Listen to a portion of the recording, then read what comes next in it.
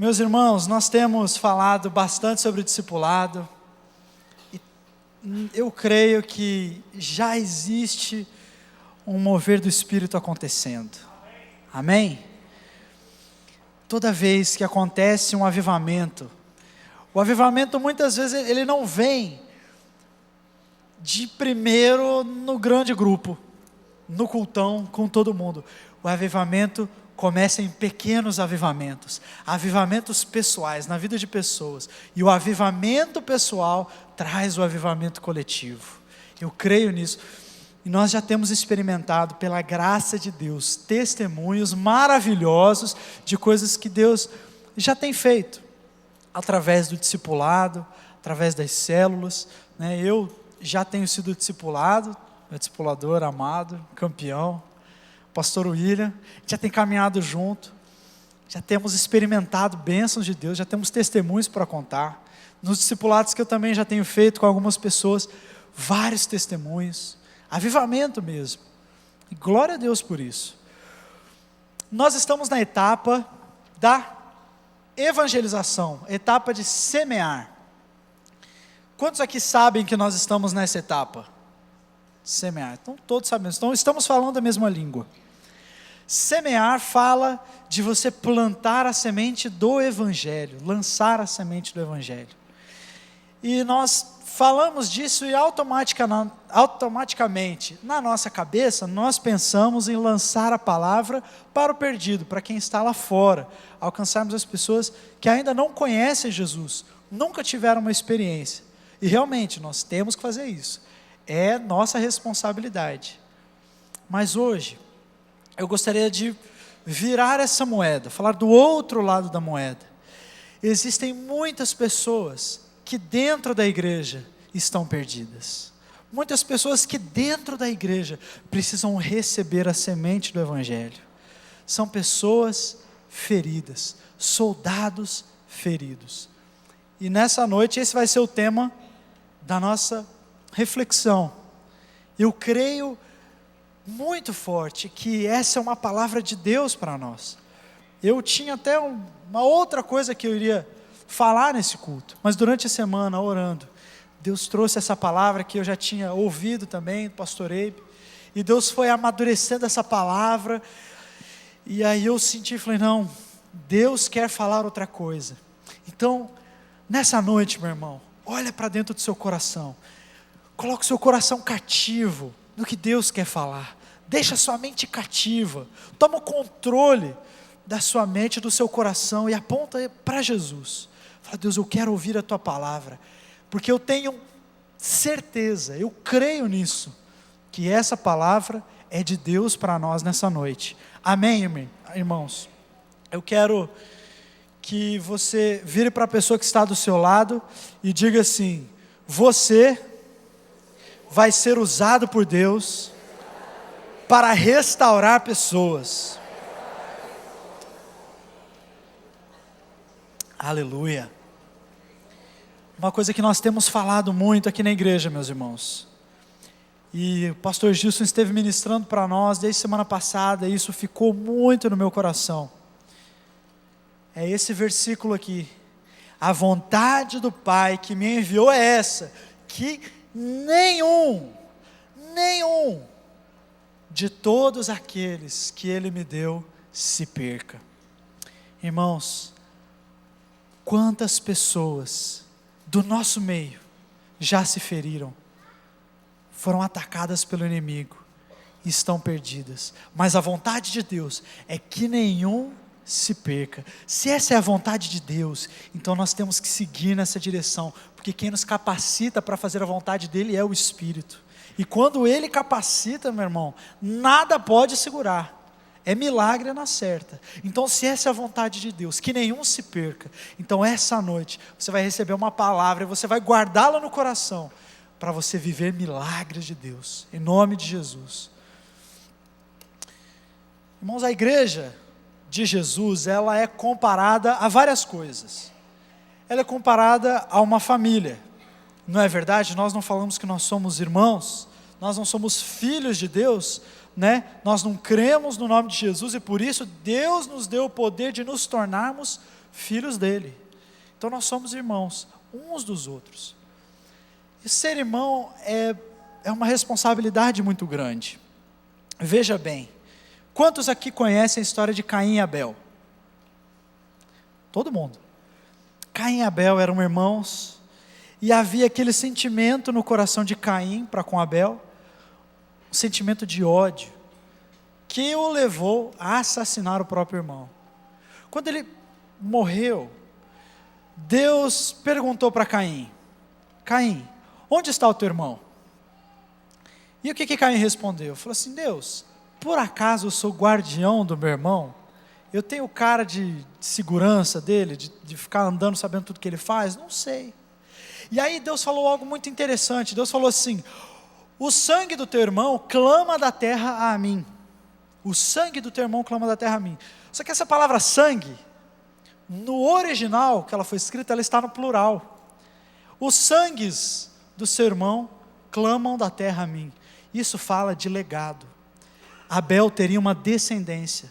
E por causa do crime de Caim, não foi só Abel que morreu, que deixou de existir, mas todos aqueles que viriam na linhagem de Abel, todos aqueles sangues daquela geração, clamavam da terra a Deus. Quando uma pessoa morre, quando ela é ferida, quando ela é abatida, não é só ela que está sendo comprometida, meu irmão, são milhares de pessoas, porque quando Deus salva alguém, Deus usa aquela pessoa de maneira tremenda e poderosa. Então quando uma pessoa é ferida, muitas vezes nós não temos essa visão, mas o diabo sabe que se ele abater aquela pessoa, muitas outras pessoas não vão conhecer a Deus, ele vai acabar com muitas gerações.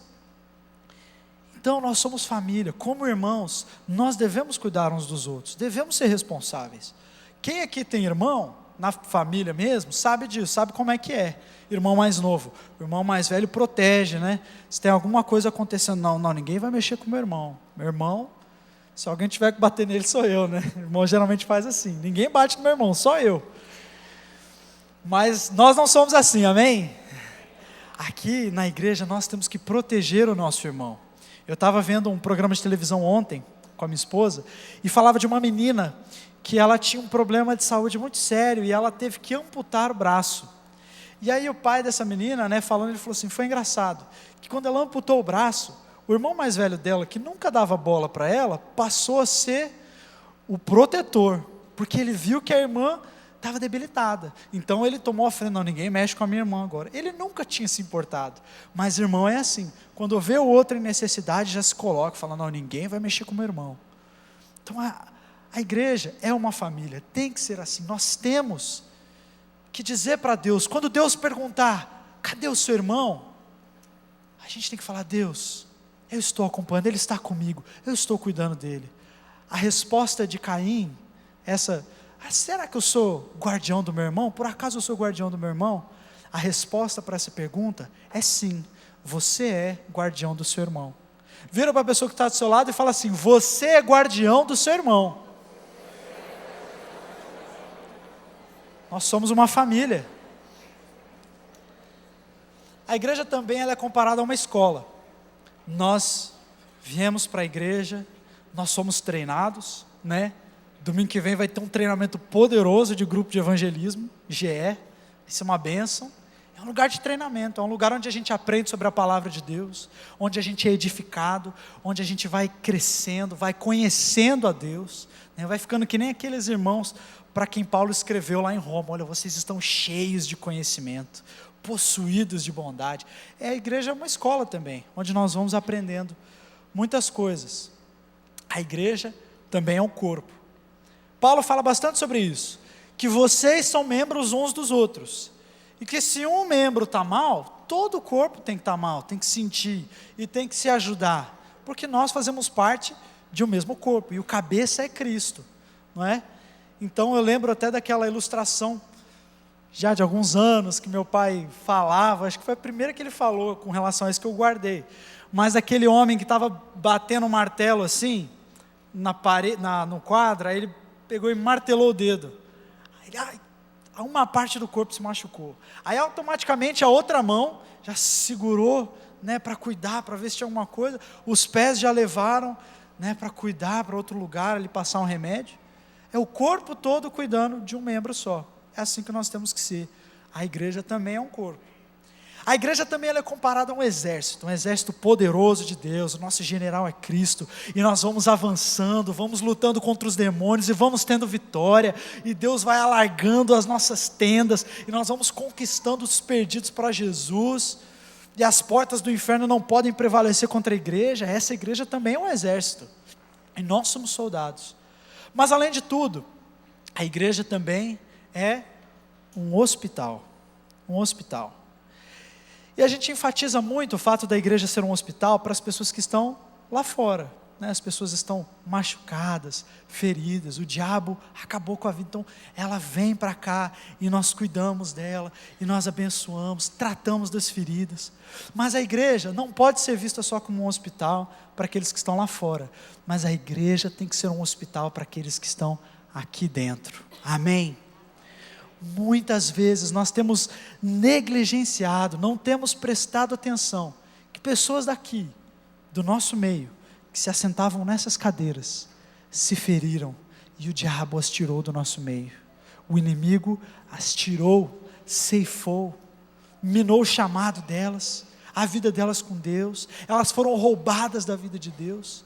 E às vezes a gente está só olhando lá para fora, querendo evangelizar, né, semear, não, vamos alcançar o perdido, mas tem tanta gente ferida no nosso meio, e a igreja precisa ser um hospital, para cuidar dos seus feridos, amém?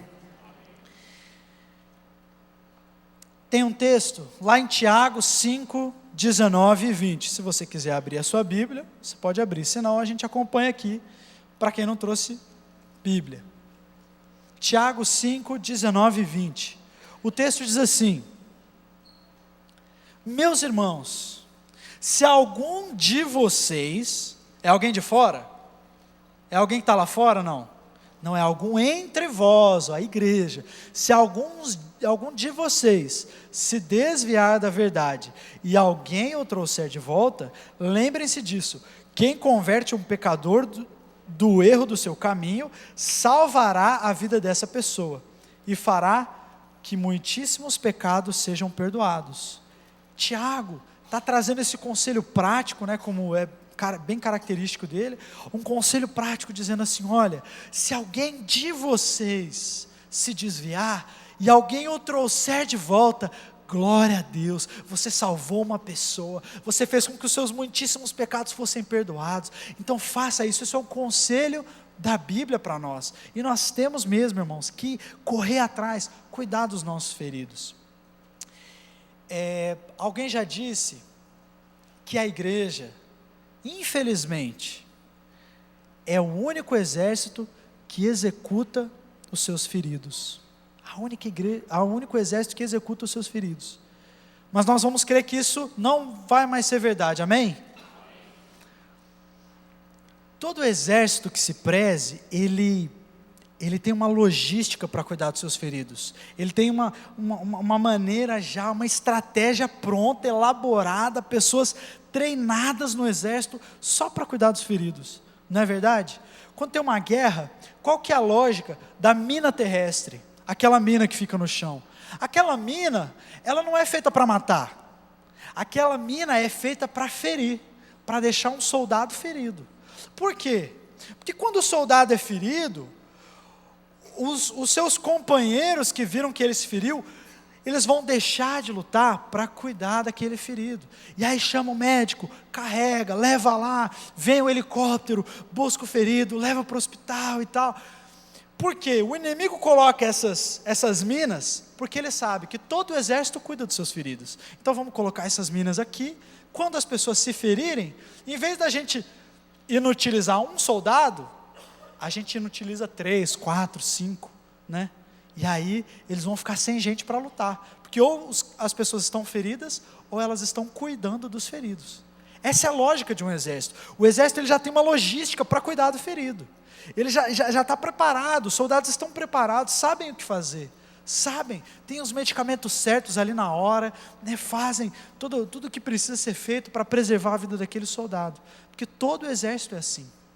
Mas quantas vezes a igreja não tem essa logística, não está preparada, não sabe o que fazer quando algum dos seus soldados é ferido? Muitas vezes isso acontece, meu irmão. Muitas igrejas não estão preparadas, não sabem o que fazer. E isso tem que estar na nossa mente, tem que ser uma mudança de mentalidade, de coração. Nós precisamos estar preparados para cuidar daqueles que são feridos pelo inimigo no nosso meio. Nós precisamos ter isso já preparado na nossa mente. Precisamos de uma mudança de coração, para que se alguém estiver ferido do seu lado, você já saiba o que fazer na hora, para a gente não perder ninguém, para que nenhum se perca. Amém? Muitas vezes no reino espiritual, nós estamos lutando contra as trevas, estamos lá bombardeando os demônios e tal, e vencendo, e aí de repente, uma pessoa é atingida, um soldado é atingido pelo demônio da frieza espiritual, pelo demônio do desânimo, pelo demônio do pecado, pelo demônio da lascívia. A pessoa é atingida. E aí o que acontece? Muitas vezes chega um irmão e fala assim: por que você caiu? Por que você desanimou? Por que você está querendo largar a mão de tudo? Você não pode fazer isso não, você está sendo infiel, porque aquele que disse sim para Deus, quem botou a mão no arado não pode olhar para trás, Deus não tem prazer da sua vida. Até com a Bíblia, a gente faz essas coisas, mata os soldados feridos usando a palavra. A palavra ela é sempre verdadeira, e Deus sabe exatamente a situação de cada pessoa, mas muitas vezes a primeira atitude que nós temos é condenar, não é cuidar do ferido. O ferido está lá, está sangrando, está machucado, pecou, caiu, e aí a gente fala assim: por que você caiu? Por que isso aconteceu? Você não tinha que deixar isso acontecer. E muitas vezes nós acabamos finalizando a obra que o diabo começou. Deus nos livre disso, em nome de Jesus. Nós não seremos uma igreja que executa os seus feridos, nós seremos uma igreja que ama os seus feridos, que restaura os seus feridos, que abraça os seus feridos, em nome de Jesus. Como a igreja tem cuidado dos seus feridos? Muitas vezes é com cobrança. Por que você caiu? Por que isso aconteceu? Você não tinha que fazer isso, isso não pode acontecer. Sem nem dar ouvidos às vezes à pessoa. Muitas vezes uma disciplina sem amor, né? A pessoa: não, vou corrigir, então vai sair da liderança de célula, não vai mais liderar a célula, porque você não está bem, não sei o quê, sem amor nenhum, muitas vezes com julgamento, né? Julgando a pessoa, isolamento, as pessoas se isolam dela, falam assim: não, eu não vou andar com ele, porque ele está andando em pecado, então a Bíblia fala que não é para eu me associar com esse tipo de gente, então eu não vou andar com ele. Isola a pessoa. Meu irmão, a Bíblia diz isso, quando ela fala para você não andar com pessoas assim, ela está falando assim: olha, não ande como ele, não siga ele no caminho que ele está tomando, não fica de parceriazinha, né, sem propósito nenhum, com quem não quer nada, porque senão você também vai cair. É isso que a Bíblia está falando. A Bíblia está recheada de textos, inclusive esse de Tiago que nós lemos, dizendo assim: olha, vai e alcança aquele que caiu. Se alguém se desviar, vai, ama ele, abraça ele, tenta trazer ele de volta. Não fica andando, não vai seguindo ele pelo mesmo caminho, mas abraça, ministra sobre a vida dessa pessoa, fala da vontade de Deus para ela, fala da restauração de Deus. E é isso que a gente tem que fazer, mas muitas vezes a gente se isola, não quer andar, não quer ficar junto. Muitas vezes com indiferença, a gente sabe que a pessoa caiu, às vezes a gente vê ela até congregando na igreja do nosso lado, a gente sabe que ela está ferida, a gente sabe que ela quer largar a mão de tudo, quer desistir, ou às vezes já desistiu, e a gente não faz nada. Olha, a pessoa entra, senta aí, ouve a palavra e vai embora, sem ninguém para abraçar, sem ninguém para dizer: oh, meu irmão, eu estou com você. Indiferença, isso é terrível.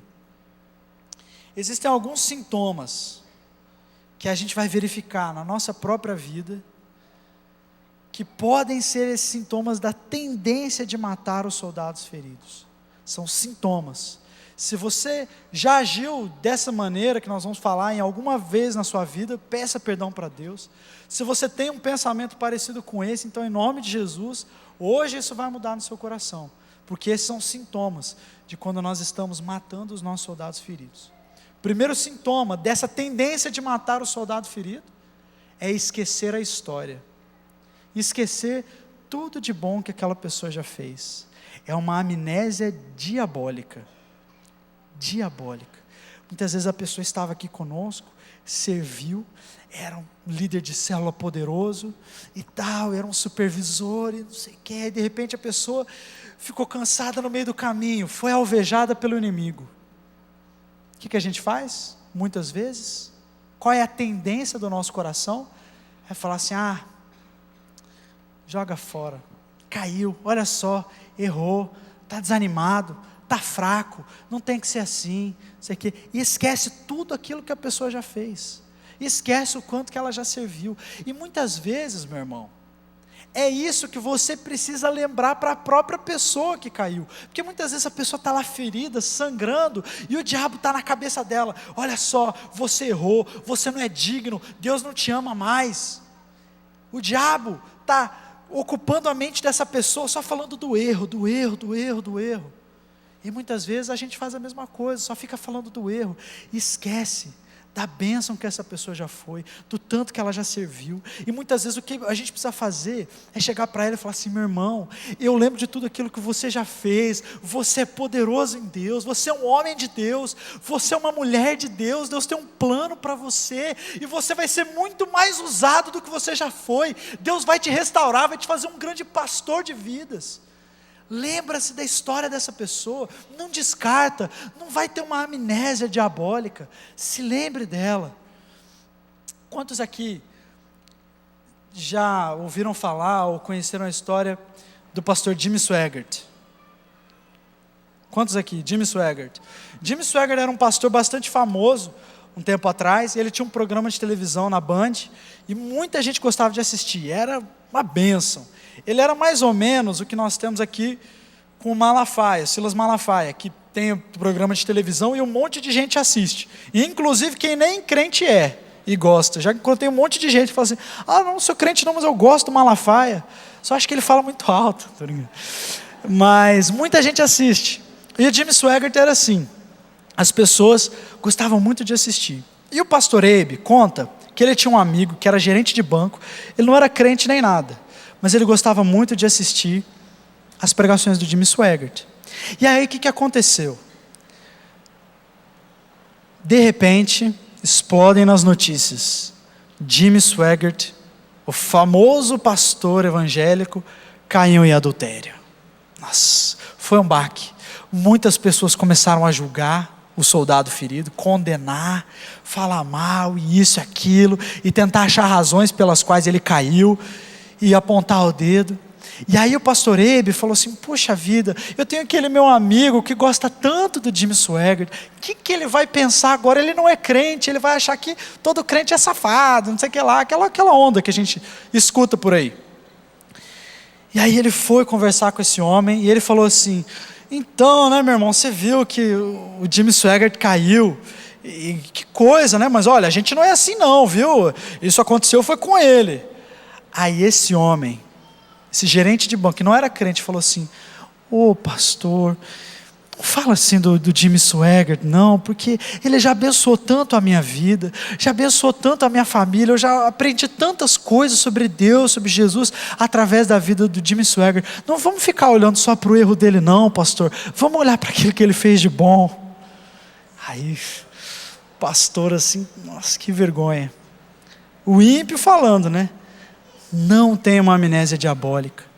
Essas pessoas que hoje estão feridas, Deus as chamou, Deus as salvou do inferno, Deus as usou no nosso meio tantas vezes, e aí às vezes elas estão feridas, e nós nos esquecemos de tudo que já aconteceu com elas. Isso é uma amnésia diabólica.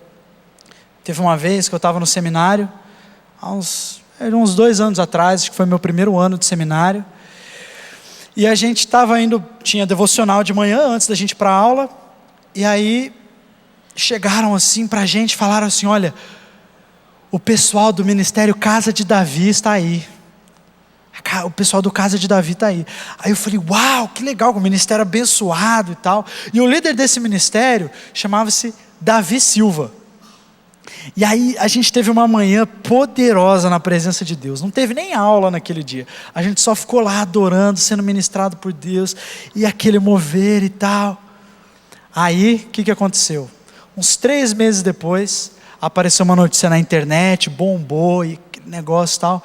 O Davi Silva, aquele líder daquele ministério, confessou em vídeo que 90% de tudo que ele contava, dos testemunhos que ele tinha tido, era tudo mentira.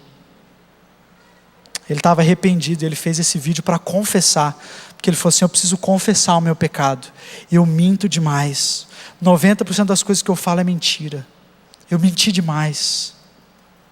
E aí o que aconteceu? Qual é a tendência de matar os soldados feridos? Esqueceram de tudo que tinha acontecido, e lá mesmo, onde eu estava, na minha sala de aula, seminário, as pessoas: como é que ele pode fazer isso? E não sei o que lá, não sei o que lá. Começaram a falar. E aí eu fiquei tão assim alarmado com aquela situação, que eu fiquei quieto, né? Aí eu falei assim: Deus, há poucos meses atrás eles estavam aqui, fui tão abençoado pela vida daquele homem, tão abençoado. Eu nem sei se as coisas que ele falou naquele dia era verdade ou mentira, agora eu não sei, mas eu fui abençoado, eu sei disso. O Senhor falou comigo. Deus, eu não posso me esquecer disso, que ele já foi usado para levar muita gente para o Senhor. Então não vou falar, não vou esquecer a história, não vou esquecer tudo de bom que ele fez. E aí eu tive um professor que se levantou e falou assim: gente, vamos parar de falar essas coisas, porque quantos ministros, quantos pastores podem ter por aí, que estão fazendo a mesma coisa, só que nunca tiveram a coragem de confessar? É melhor a gente ter homens de Deus assim, que confessam e que passam vergonha, porque nós sabemos que Deus vai restaurar o ministério desse homem, e ele vai ser ainda mais usado poderosamente na mão de Deus. Nunca esqueça as boas coisas que os soldados feridos já fizeram. Segundo sintoma, condenar. Quantas vezes nós condenamos as pessoas, né? A gente começa a falar mal: por que você caiu? Você não devia ter caído, e você caiu por causa disso, e não sei o que lá. Totalmente errado, irmãos, totalmente errado. A Bíblia nos adverte tantas vezes contra condenar as pessoas. Muitas vezes você está condenando e você nem sabe como é que está o coração dessa pessoa hoje. Às vezes ela já está sendo restaurada, às vezes ela já confessou para Deus, Deus está lá trabalhando nela, está curando as feridas, e você está aí emprestando a boca para o diabo, Você não sabe do que está acontecendo, você não sabe da relação de Deus com essa pessoa neste exato momento. Às vezes a pessoa já está sendo acompanhada, e a gente está lá condenando. Teve um homem chamado John Hyde. Ele foi missionário na Índia, né? Acho que ele foi para a Índia em 1890, nessa época assim, e ele foi um grande avivalista, poderoso mesmo. Ele orava tanto que ele é conhecido como o homem que orava, né? Ele tinha um apelido que era joelhos de camelo. De tanto tempo que ele passava de joelho orando, os joelhos dele deformaram, parecia de joelho de camelo. E ele às vezes passava até 10 horas sem parar orando, vários dias assim. Poderoso em oração. E Deus usou a vida dele para trazer um grande avivamento na Índia. Como que era isso? Ele orava por uma cidade, por uma igreja, e ele ficava: Deus, em nome de Jesus, abençoa aquela cidade, Pai, abençoa aquela igreja, derrama o teu fogo.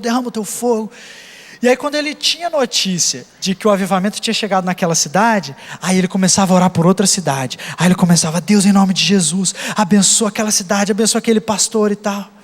E aí ele ia fazendo isso. E aí teve uma ocasião onde ele estava orando por uma cidade específica, e aí ele falava assim: Deus, manda fogo naquela igreja, manda fogo, toma o coração daquele pastor, Deus, aquele pastor ele é gelado, ele é um cubo de gelo, ele tem muito conhecimento, mas ele não tem coração, ele não tem vida. Deus, derrama fogo na vida desse pastor. Enquanto ele orava assim, ele sentiu um dedo na boca dele assim, ó. Aí ele parou. Aí ele falou assim: Deus, o que o Senhor quer me falar? E aí Deus falou assim com ele: quem toca no meu ungido, toca na menina dos meus olhos. É muito perigoso condenar alguém. É muito perigoso. Muito. Porque Deus tem um amor tão grande por aquela pessoa, tão imenso. Jesus pagou um preço tão alto que nós não pagaríamos nem 1% do que Jesus pagou. E a gente se sente no poder de condenar alguém. Jamais faça isso. Essa pessoa, esse soldado, ele está ferido, ele precisa que alguém acompanhe, ele precisa ser amado, ele precisa ser restaurado, ele não precisa de condenação, porque para isso já existe o diabo. Muitas vezes nós estamos fazendo o serviço do diabo, condenando as pessoas, levando julgo sobre a vida dela. Mas Deus quer nos usar para restaurar, jamais para condenar. Vire para a pessoa que está do seu lado e fala assim: jamais condene um soldado ferido.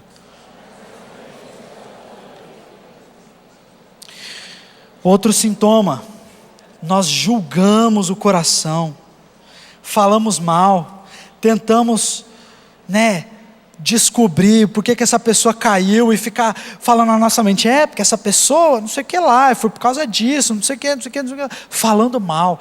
Irmãos, isso é uma prática diabólica, isso tem que ser abolido do meio dessa igreja, em nome de Jesus. Eu creio que os irmãos são espirituais e não tem esse problema na vida de vocês, mas se houver alguma vez alguém que vem falar mal de alguém, porque aquela pessoa caiu, em nome de Jesus, você vai cortar, você vai falar: meu irmão, nem começa, ora só por essa pessoa, não fala nada, não empreste a sua boca para o inimigo, não empreste a boca para o capeta. Quem aprende isso com Domício? Por isso que fala: não empreste a língua para o capeta.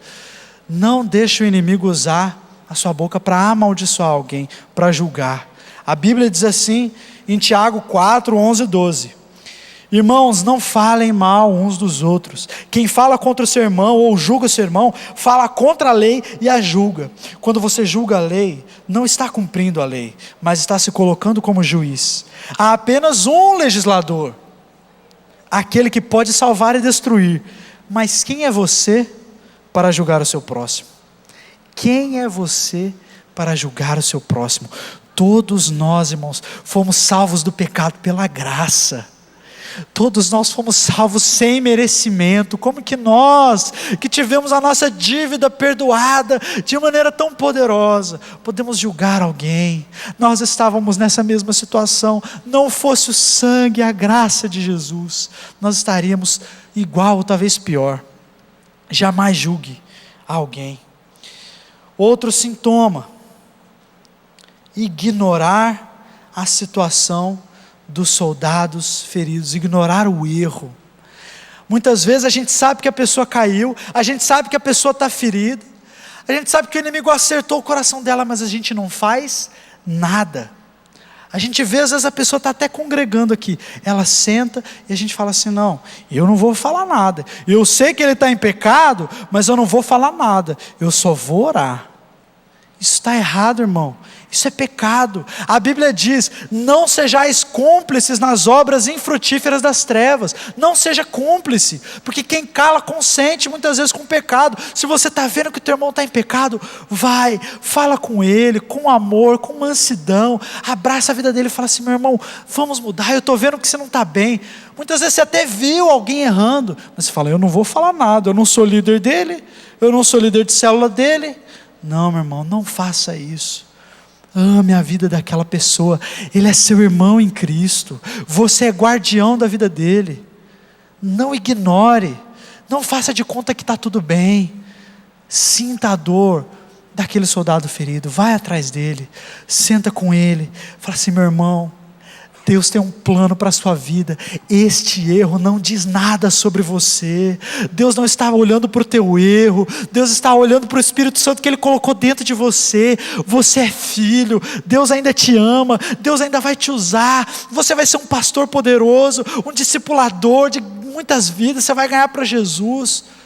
Faça isso, não ignora o erro, vai atrás, faz que nem a Bíblia ensina, né? Vai você e confronta. Se não houver restauração, chama o líder dessa pessoa, o discipulador, para ser testemunha, mas trabalhem para ganhar a vida dessa pessoa. Não fique ignorando, porque se vocês lembrarem da história do bom samaritano, 2 pessoas encontraram aquele ferido antes do bom samaritano, e o que eles fizeram? Passaram longe, passaram longe. Em nome de Jesus, não passe longe. Não finja que você não está vendo nada. Confronte, vai até aquela pessoa, cura as feridas dela. Nós precisamos restaurar os nossos soldados feridos. Em nome de Jesus. Irmãos, tem um texto que me confronta muito. Enquanto eu estava orando, cheguei aqui antes do culto das 5, eu estava orando, Deus trouxe esse texto. Está lá em Isaías, capítulo 42, versículo 22. Isaías 42, 22.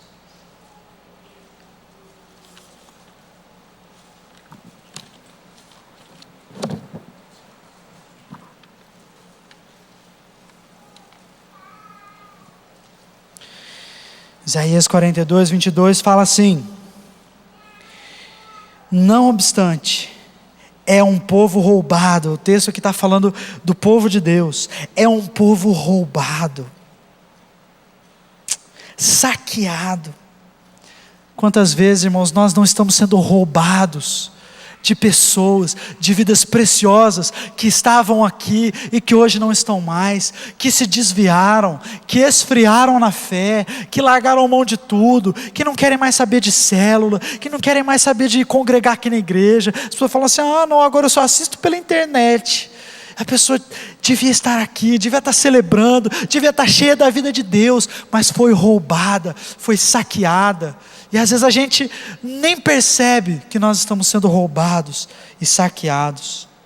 Todos estão enlaçados em cavernas, escondidos em prisões. Muitas pessoas que estavam aqui no nosso meio estão escondidas em prisões, amedrontadas, estão aprisionadas pelo pecado. O pecado tomou a vida delas. E ninguém há que os livre, e não há ninguém que diz restitui. Meu Deus do céu. O profeta está falando assim: olha, vocês estão sendo roubados, vocês estão sendo saqueados, o diabo está fazendo a festa no meio de vocês, e vocês não estão se percebendo. Não há ninguém que clama a Deus dizendo: restitui, traz de volta aquilo que foi perdido às pessoas que ficaram pelo caminho. Deus restaura, restaura. Não há nenhum que diz isso. Vocês veem a igreja domingo após domingo, tem célula toda semana e não percebem que vocês foram roubados. Tem pessoas que deviam estar aqui e não estão. Tem líderes, supervisores que desistiram, que se cansaram. O que nós fizemos com eles? Nós não estamos clamando restitui, nós não estamos clamando a Deus, Deus traz de volta. Esse não é o plano de Deus para nós, meu irmão. O plano de Deus é que nenhum se perca, nenhum se perca. E eu sei que cada um deles tem a marca do Espírito Santo, a marca do sangue de Jesus. E essa marca, meu irmão, ninguém apaga, pecado nenhum apaga. Essas pessoas estão lá fora, mas elas, o coração delas ainda pode ser cheio do fogo do Espírito, e nós temos que orar, nós temos que clamar, e nós temos que ir até elas, trazer de volta, restaurar os soldados feridos. Eles são nossa responsabilidade. Quantos aqui conhecem algum soldado ferido? Você consegue se lembrar de algum soldado ferido? Qual tem sido a sua atitude? Você tem clamado a Deus, restitui, restitui. Ou você se conformou, ou você está indiferente, ou você acusou a pessoa. E olha como é perigoso. Muitas vezes quando a gente não faz nada, ou a gente só acusa, e a gente fala assim: você não devia ter caído, você não devia ter largado mão, você não devia ter se cansado. Sabe o que acontece? O mesmo demônio pega a gente, o mesmo tiro do inimigo acerta a gente. Quantas vezes eu vi líderes falando assim: ah, você não devia ter enfraquecido, você não devia ter aberto lugar para o pecado, isso, aquilo, todo legalista.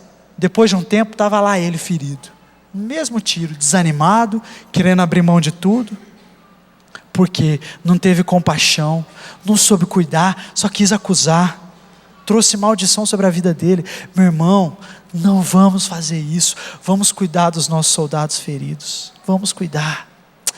pastor Eibe conta a história de um líder que eles tinham lá na igreja em Santarém. E aquele rapaz, ele foi confrontado, ele já era um pastor, ele foi confrontado num erro, e ele não quis aceitar aquela repreensão. Ele achou que a igreja estava errando com ele. Aí ele pegou e saiu da igreja. Vou parar de ir na igreja. Aí ele saiu e se mudou para uma comunidade bem longe de onde era a igreja. E aí Deus falou assim com o pastor Eibe: olha, você tem que ir atrás dele. Você tem que ir atrás dele, porque ele é um soldado que está ferido. Aí o pastor Eibe falou assim: mas Deus, ele já tem líderes que estão indo atrás dele. Eu estou falando, para os líderes sempre estarem indo atrás. E Deus falou: não, é você. Ele é sua responsabilidade também. Ele é seu irmão em Cristo também. Você tem que ir. E aí ele começou a ir. E fazer visitas, E aquele irmão falava assim: não quero, porque vocês, pastores, não sei o que lá. E aí, descia a lenha, falava mal do pastor Eibe. Aí ele falava assim: puxa vida, Deus, eu estou vindo aqui para restaurar o cara, sai lá da minha casa, vem aqui, o cara ainda fala mal de mim. E Deus falou assim: não, continua amando, continua investindo. Ele é uma ferramenta poderosa, ele é um soldado poderoso. Continua. E aí pastor Eibe continuava. E aí esse homem começou a organizar festas no mundão aí. E aí em uma dessas festas, o irmão desse rapaz foi assassinado com uma facada. Aí Deus falou no coração dele: olha, agora é a hora de você ir lá. E aí ele falou assim: é verdade, eu vou lá. Aí ele foi e falou assim: meu querido, Deus quer você de volta. Você se feriu, você foi alvejado, você está aí sangrando, mas Deus te ama, quer te restaurar. O plano de Deus para você não caiu por terra. Ouça a voz de Deus. E aí aquele rapaz falou assim: pastor, eu não sei. Ele falou: meu irmão, isso que aconteceu foi fruto de pecado, teu irmão morreu. E isso pode te acompanhar para o resto da sua vida, vai ser uma ferida, mas Deus pode te curar. Talvez você manque para o resto da vida por causa disso, mas você vai ser um grande homem de Deus. E aí fica a dica: nunca confie num homem de Deus que não manca, um homem que não foi marcado por Deus, aquele que é todo orgulhoso de si. Ele falou: você pode ser um homem, você vai mancar, mas você vai caminhar e você vai ser um grande homem de Deus. E aí aquele homem falou assim: não, tudo bem, pastor, eu vou para a igreja com você. Aí aquele homem foi para a igreja, e aí ele começou a ser discipulado de novo, e aí agora ele estava sendo mais discipulado do que ele era antes, e agora ele liderava mais as células do que ele liderava antes, e aí ele começou a frequentar a igreja mais do que antes. Hoje ele é um pastor que tem mais células lá em Santarém. Ele tem 2.500 células para a glória de Jesus. Foi restaurado por Deus, um grande pastor. Irmãos, eu creio nisso. Eu creio num Deus que restaura. Paulo nos dá alguns conselhos lá em 1 Tessalonicenses. Exortamos vocês, irmãos, a que advirtam os ociosos, falem com eles, confortem os desanimados. Confortar não é descartar os desanimados, não é chutar, não é falar, não, é dar palavra de ânimo. Fala: meu irmão, vamos, eu estou junto com você. Às vezes você fala assim: poxa, mas eu não sei falar, eu não sei aconselhar ninguém. Meu irmão, a palavra de Deus diz assim, lá em Romanos, capítulo 15, versículo 14: estou certo a respeito de vocês, irmãos, de que estáis possuídos de bondade, cheios de conhecimento, e estáis aptos para aconselhar uns aos outros. Vocês estão aptos para aconselhar uns aos outros. Cada cristão nascido de novo, que tem o Espírito Santo, tem capacidade de aconselhar alguém e restaurar essa pessoa. Toma posse dessa palavra, meu irmão. Não fica jogando, falando assim: não, é dever do pastor, eu não sou líder dele, eu não sou líder dessa pessoa, eu não sei falar. Meu irmão, vai atrás dessa pessoa, dá um conselho, aconselha, traz essa pessoa para a fé de novo, em nome de Jesus. Se o diabo se levantar falando que você não sabe falar nada, você mostra a palavra de Romanos 15:14 para ele. Todo cristão está apto para admoestar, para aconselhar uns aos outros. Faça isso. Auxilie os fracos, meu irmão. Auxilie. Não descarta o fraco, não chuta o fraco. Ajuda, ele vai ficar forte, ele vai se fortalecer. Fraco é só uma situação temporária. Davi teve uma época da vida dele que ele estava sendo perseguido, que ele era assim, era um bandido, né? Ele estava mal, estava sendo perseguido, e aí ele foi para uma caverna. E quando ele estava nessa caverna, algumas pessoas foram para lá para ficar com ele. Só escória, só aquele povo que ninguém dá nada por eles. Era ladrão, era assassino, era só assim escória. Eram uns fracos. E aí Davi começou a fazer discipulado 1 a 1 com eles. Começou a discipular eles dentro da caverna ali, e eles foram se tornando um exército, aqueles que ninguém dava nada para eles, os fracos. Quando Davi se tornou rei de Israel, aqueles homens que eram os fracos, eram conhecidos como os valentes de Davi. Os fracos hoje serão valentes no futuro. Em nome de Jesus, aquele que está fraco vai ser um valente de Jesus. Eu creio nisso, que essas pessoas que se feriram aqui no nosso meio, essas pessoas que Deus está nos lembrando hoje elas estão fracas, mas o futuro delas é ser valente de Jesus. Em nome de Jesus, nós profetizamos isso sobre a nossa igreja, que aquele que está fraco, desanimado, ferido, será restaurado, e a glória da segunda casa será maior do que a da primeira. Em nome de Jesus, em nome de Jesus, seja usado por Deus para auxiliar os fracos. Se você conhece alguém que está fraco, meu irmão, ajuda ele, caminha com ele.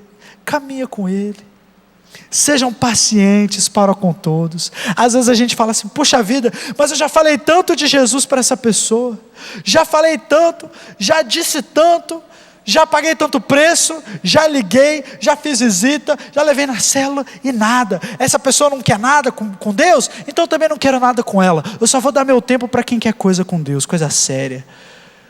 Meu irmão, isso é pecado. Se Jesus pensasse isso de mim, meus irmãos,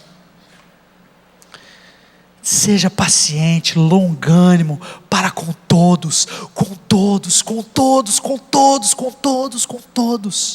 seja paciente. Essa pessoa vai se encontrar com Jesus, Jesus vai restaurar a vida dela, em nome de Jesus. Vamos aprender rapidamente, vamos aprender a cuidar dos nossos feridos, sim ou não? Sim. Vamos fazer que nem esse aqui, carregando nas costas. Vamos aprender rapidamente, em algumas atitudes, para você sair daqui fazendo, para você saber exatamente o que fazer. Vamos aprender na história do bom samaritano. Aprendendo com o bom samaritano. Lucas 10, 30, 34. Diz assim: um homem descia de Jerusalém para Jericó, quando caiu nas mãos de assaltantes. Estes lhe tiraram as roupas, e espancaram-no, e se foram, deixando-o quase morto. Assim como muitas pessoas estão no nosso meio. Aconteceu estar descendo pela mesma estrada um sacerdote. Quando viu o homem, passou pelo outro lado. E assim também um levita, quando chegou ao lugar e o viu, passou pelo outro lado. Mas um samaritano, estando de viagem, chegou onde se encontrava um homem, e quando o viu, teve piedade dele. Aproximou-se, enfaixou-lhe as feridas, derramando nelas vinho e óleo. Depois colocou-o sobre o seu próprio animal, e levou-o para uma hospedaria e cuidou dele. Vamos aprender 5 atitudes rapidamente, para que Deus nos use para restaurar os feridos. Em primeiro lugar, tenha compaixão. A Bíblia diz que o samaritano passou e compadeceu-se dele. Ter compaixão é o que Jesus sente. Muitas vezes Jesus olhava para aquela multidão e a Bíblia fala que ele era movido de íntima compaixão. Jesus é o nosso modelo de compaixão. Lá em Isaías 42, a Bíblia fala algo interessantíssimo sobre Jesus. Diz assim, que ele não esmagaria a cana quebrada, nem apagaria o pavio que fumega. O que quer dizer isso? Naquela época, em Israel, na beira dos rios, havia um capim que crescia, uma espécie de bambu e tal, uma cana, e as pessoas, ela era bem fininha, as pessoas tiravam ali, pegavam uma, e aí elas tiravam o miolo dela assim, com bastante cuidado, até ela ficar sem o miolo. E aí quando elas assopravam, saía um som bonito, né? Um som. E, tipo, eles usavam como se fosse uma flautinha, né? Artesanal. Aí, muitas vezes, quando eles estavam ali trabalhando naquela cana, a cana quebrava. Aí o que eles faziam? Amassavam a cana, jogavam fora e pegavam outra. Afinal de contas, estava cheio ali. E muitas vezes a gente está ali trabalhando com uma pessoa, investindo e tal, discípulo, e de repente quebra. Aí o que muitas vezes a gente tem vontade de fazer? Amassa, pega outra. Melhor começar do zero do que tentar restaurar essa daqui. Mas Jesus não é assim. Jesus continua, meu irmão. Ele trabalha na vida daquela pessoa, e ele trabalha, conserta aquela cana, e ela emite um som maravilhoso para a glória de Jesus. Ele não despedaça a cana quebrada, ele conserta. Aleluia. A Bíblia diz também que ele não apagava o pavio que fumegava, o pavio queimado. Eles tinham aquelas lamparinas, né, com óleo, azeite de oliva, e tinha um pavio. E aí ia queimando o azeite. Aí quando o azeite acabava, a pessoa esquecia de colocar mais, o fogo queimava só o pavio. E aí, com aquele cheiro de queimada, aquela fumaça, aí a pessoa ia lá, trocava, tirava aquele pavio, pegava outra e colocava ali, e aí agora está tudo bem. E muitas vezes a igreja faz isso. A pessoa caiu, se feriu, está dando mau testemunho, o cheiro está ruim. Descarta, vamos pegar outra. Pega um outro. Mas Jesus não faz isso. Jesus coloca mais óleo naquela lamparina, aquele óleo do Espírito Santo. Jesus derrama unção e vai tratando com aquele pavio e coloca fogo nele de novo para iluminar as trevas. Então Jesus, ele não faz isso que nós fazemos. Ele não despreza o pavio que fumega. Jesus é o nosso modelo de compaixão. Se existe alguma cana quebrada aqui nessa noite, algum pavio que se queimou, em nome de Jesus, essa é a noite da sua restauração. Jesus não te despreza, Jesus não te jogou fora, Jesus não te amassou, Jesus quer te restaurar. Você ainda vai ser um instrumento nas mãos de Jesus, em nome de Jesus. Segunda atitude, aproxime-se dele. Foi isso que o samaritano fez, chegou do lado. Não passa longe não, meu irmão. Faz contato com essa pessoa nessa semana, faz uma visita, vai atrás, senta com ela, marca um almoço, alguma coisa, só para dizer assim: ó, meu irmão, eu estou com você, eu acredito no seu chamado, você vai ser poderoso em Deus, eu creio, você vai ser um pastor, eu creio que isso é só uma fase, mas vai passar, todo o inverno passa, logo vai chegar a primavera, e a primavera vai trazer consigo os seus frutos, e você vai ser poderoso em Deus, em nome de Jesus. Passa perto, fique perto dessa pessoa, trata das suas feridas. O texto diz que ele jogou óleo. O óleo fala do Espírito Santo. Derrama o Espírito Santo sobre as feridas dessa pessoa. Trata com o método de Deus dessa pessoa. Leva essa pessoa para Jesus. Derrama ali o Espírito Santo sobre a vida dela. Ela vai ser restaurada. Comprometa-se com ele, né? Quando o bom samaritano colocou aquele homem em cima do seu próprio jumento, o que ele estava fazendo? Ele estava se comprometendo com ele, com as suas posses, com aquilo que ele tinha. O bom samaritano mudou o rumo da sua viagem, porque ele foi para outro lugar, né? Depois de ter encontrado esse homem. Comprometa-se com ele, comprometa-se. Às vezes vai demorar um pouco mais, às vezes a restauração não vai ser imediata, mas você vai crendo, visita, continua, não desista, e essa pessoa com certeza vai ser restaurada.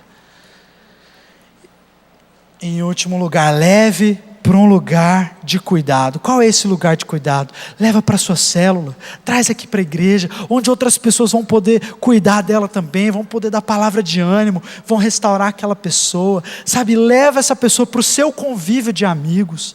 Começa, para todo lugar que você for, você liga para ela: cara, vai ter célula, vamos. Estou indo para a igreja, vamos. Vai ter uma reunião assim, vamos. Chama essa pessoa, comprometa-se, leve essa pessoa para um lugar de cuidado, e essa pessoa, em nome de Jesus, vai ser restaurada. Para terminar, irmãos, eu tenho vivido isso, porque no domingo passado, eu comecei a orar e falei: Deus, quem são as pessoas que o Senhor quer que eu alcance lá fora? E aí Deus me trouxe 2 pessoas no coração, soldados feridos. Naquela hora meu coração pesou, porque eu falei: Deus, eu já investi nessas pessoas. Elas não quiseram. Mas Deus falou: continua investindo, não desiste, porque eu tenho plano para a vida delas.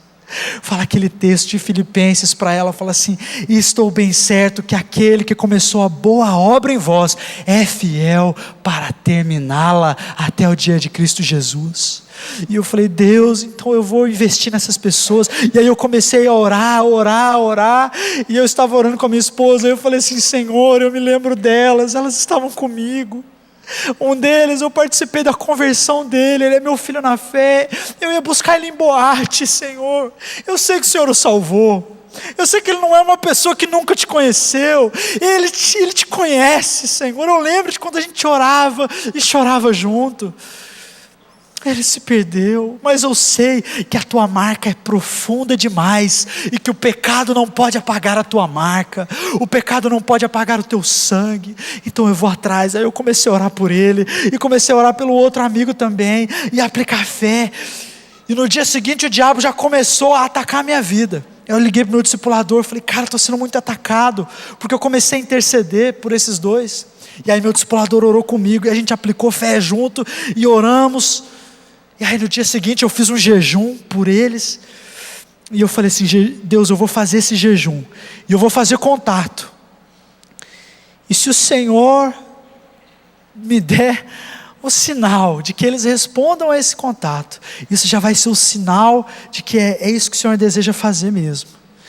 E aí porque eu fui bem escancarado no recado mesmo, irmãos. Eu falei assim: olha, não me interessa como você está, você é um homem de Deus, eu creio na sua restauração, e você é um pastor de multidões, e você é uma pessoa só por Deus mesmo, né? Que ela vai retornar esse contato. Mas eu orei, jejuei por eles e mandei. Irmãos, não deu 24 horas, eles responderam, aleluia. Eles responderam, falaram assim: obrigado porque você mandou esse recado, eu gostei muito, está aqui meu telefone, me liga, vamos sair junto, eu quero conversar. Eles estão clamando. Irmãos, isso que Deus deseja fazer no nosso meio. Deus deseja restaurar os feridos, levá-los a ser aqueles que Deus sabe que eles serão. Deus tem um plano para eles, Deus deseja cumprir esse plano. Quando Barnabé começou a discipular Paulo, Barnabé não sabia que Paulo seria o grande apóstolo Paulo, mas ele investiu. Meu irmão, tem um tesouro escondido nesse soldado ferido. Tem um tesouro, tem um missionário escondido nesse soldado ferido, tem um pastor, tem um discipulador escondido nesse soldado ferido. Quem vai ser a pessoa que vai trazer este pastor, este missionário à tona? Quem vai ser? Em nome de Jesus. Vamos refletir. Você conhece algum soldado ferido? Deus trouxe alguém na sua mente, alguém que devia estar aqui, que estava na sua célula e hoje não está mais. Você conhece? O que você tem feito por ele? Será que você está julgando? Está acusando? Está sendo indiferente? Não está nem aí? O que Deus falou com você hoje que você precisa fazer? Não negligencie a voz do Espírito, meus irmãos. Eu creio que aquele que começou a boa obra na vida de cada um desses soldados feridos vai terminá-la. Participe deste milagre, seja usado por Deus para restaurar a vida desses soldados, em nome de Jesus, para a glória de Jesus. Eu quero te convidar a ficar em pé. Nós vamos orar agora, por nós e por eles. Deus, em nome de Jesus, nós queremos orar agora. Oh Pai, alcançando com as nossas orações cada um desses soldados que ficaram pelo caminho. Ah Deus, agora em nome de Jesus, pela fé, nós, ó Deus, profetizamos que o Teu amor vai alcançá-los onde eles estão. Em nome de Jesus, que toda a carcaça de pecado, ó Deus, toda a casca que tem impedido eles, ó Deus, de olharem para o Senhor, caia agora, seja quebrada pelo poder de Jesus, pelo poder do sangue de Jesus, ó Pai, e eles vão começar agora a escutar a Tua voz, eles em nome de Jesus vão começar a ouvir, ó Deus, o Teu chamado, o coração deles vai sentir saudade do Senhor, em nome de Jesus. Nós intercedemos, ó Pai, com fé, sabendo que o Senhor não abre mão dos seus, que a Tua palavra diz que aqueles que o Senhor deu para Jesus, nenhum vai se perder, que ninguém pode arrebatar alguém das mãos de Deus. Ó Deus, em nome de Jesus, nós oramos por cada uma dessas pessoas, e nós aplicamos a nossa fé, oramos com fé, para que elas sejam restauradas. Usa a nossa vida, durante essa semana, para fazer contato com esses soldados feridos, e para dar uma palavra de restauração, para a glória do Teu nome, em nome de Jesus.